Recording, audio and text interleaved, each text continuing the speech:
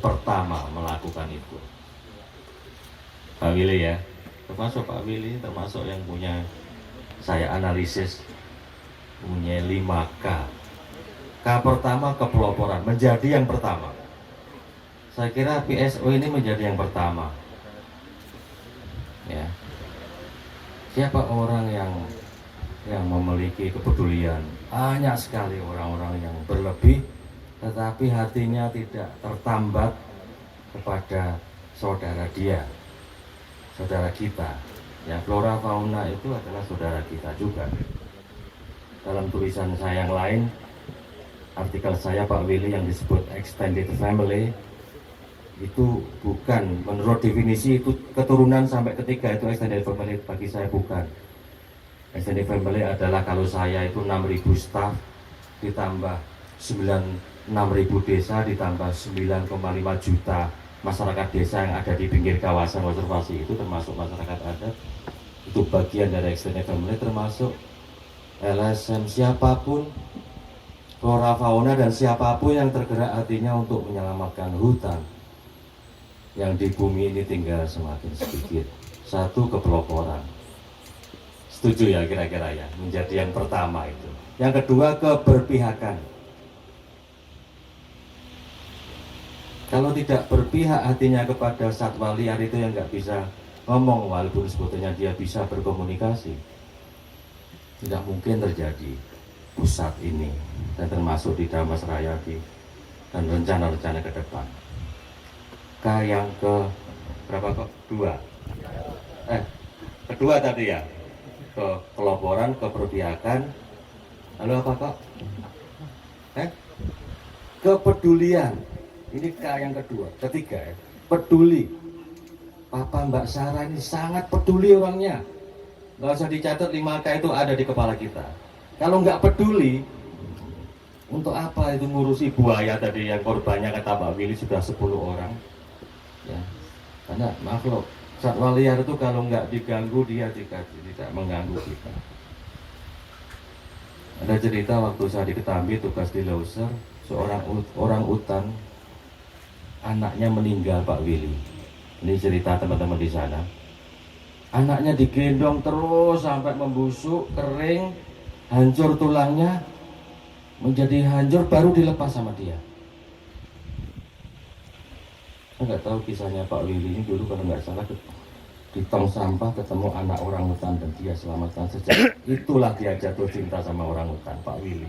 Tepuk tangan untuk Pak Willy, teman lama saya dulu sekali. Ya.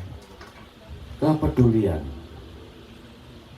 K yang keempat, Mbak Sarah ya. K keempat, konsistensi, istiqomah, terus aja itu. Walaupun sulit dilakukan terus, ya. Dan kemudian siapapun akan tergerak untuk merespon, menyambut ide, gagasan yang semula kita anggap itu tidak, it is impossible kita bilang. No, dengan konsistensi itu bisa. K keempat. K kelima apa teman-teman media, Bapak Ibu sekalian? Kepemimpinan. Tanpa leadership nggak mungkin ini terjadi. Tanpa leadership semuanya menjadi impossible.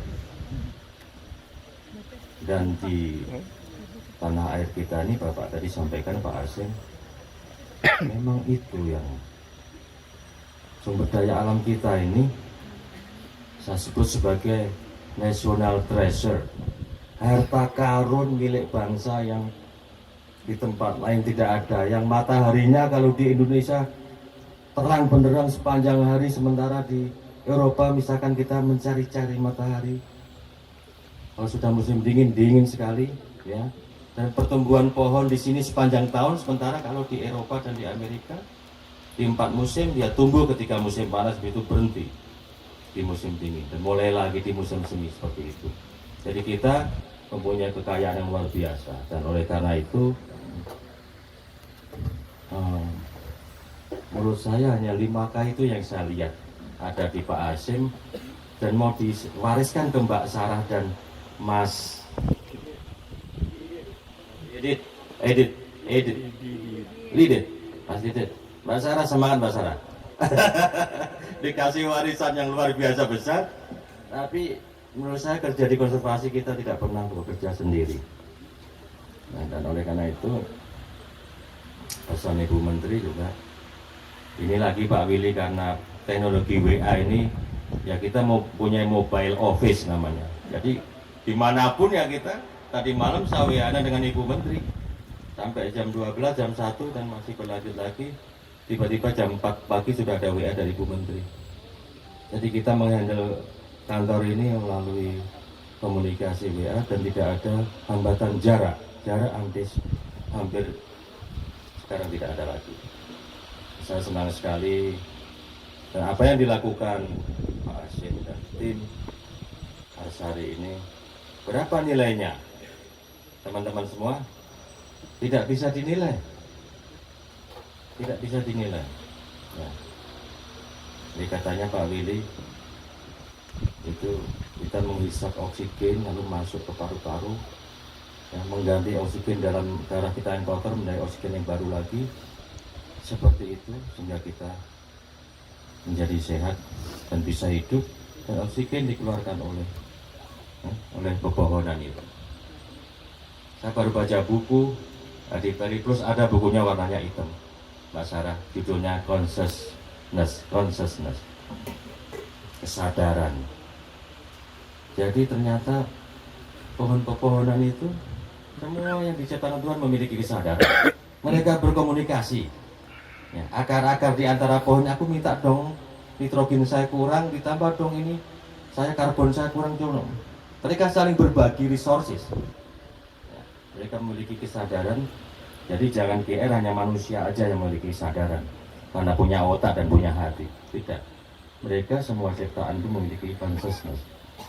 Dan oleh karena itu bisa berbicara tadi, berbagi jeruk tadi, dan Pak Willy dikasih sama Iskandar apa pisang tadi ya. Jeruk. Jadi ini merubah total pandangan kita tentang manusia Indonesia yang